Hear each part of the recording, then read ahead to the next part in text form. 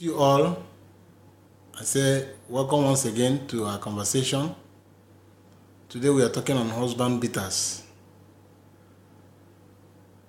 I greet my brothers who has made it their hobby beating up their wives, but to be frank with you, that is wicked, that is evil. That is not to be mentioned at all.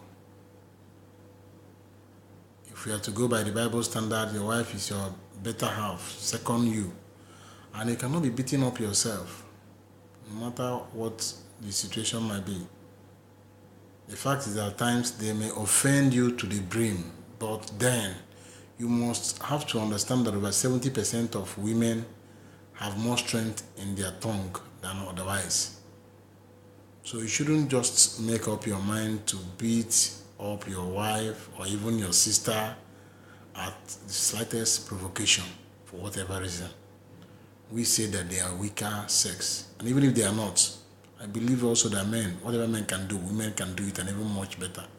But then you don't need to fight and beat them up at any opportunity that comes, just because you want to show your power, you want to show your anger, you want to exhaust your wrath. I mean, it's not worth doing. Please. When they offend you and keep offending, maybe through verbal abuse or whatever, take some time off. Step away from where the person that is offending you is. Before you know it, you overcome it. With time, you grow to not even feel the pain again. And moreover, there are some things that you may need to talk over. There are some things you may need to overlook. I mean, there must be sacrifices made for every relationship to live, to exist, to continue. So today, indeed, we are talking about husband beaters. Wife that has professionalized in beating up their husbands. And somebody was asking me, is this possible?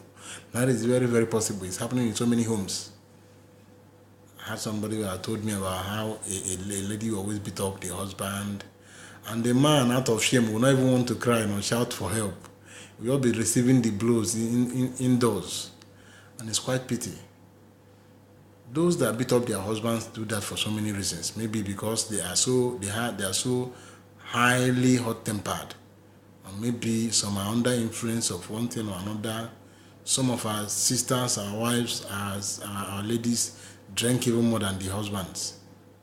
And then some of the husbands get themselves drunk, and when they come home, they have lost consciousness and control. So the wife can even toy them around like a ball, beat them up, use whatever they want to make of them. So you may not blame them. And some of us get married to sisters, to wives, to ladies that are mean. I mean mean. And if you are married to such a person, please beware.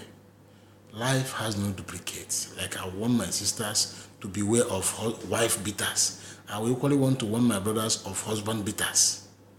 Some of them can kill.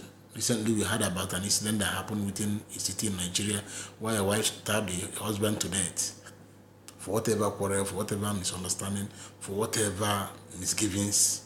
Stabbed the guy not just once, not just on the immediate, but then and repeated again until the guy has to lose his life. So please, if you have around you a husband beater, their case is worse than, because even when they are beating you up and it happens and somebody did not witness it, may hardly believe you. Maybe your wife, some of us likes to marry wives that have great height, great body stature and posture, and then every coin has two sides.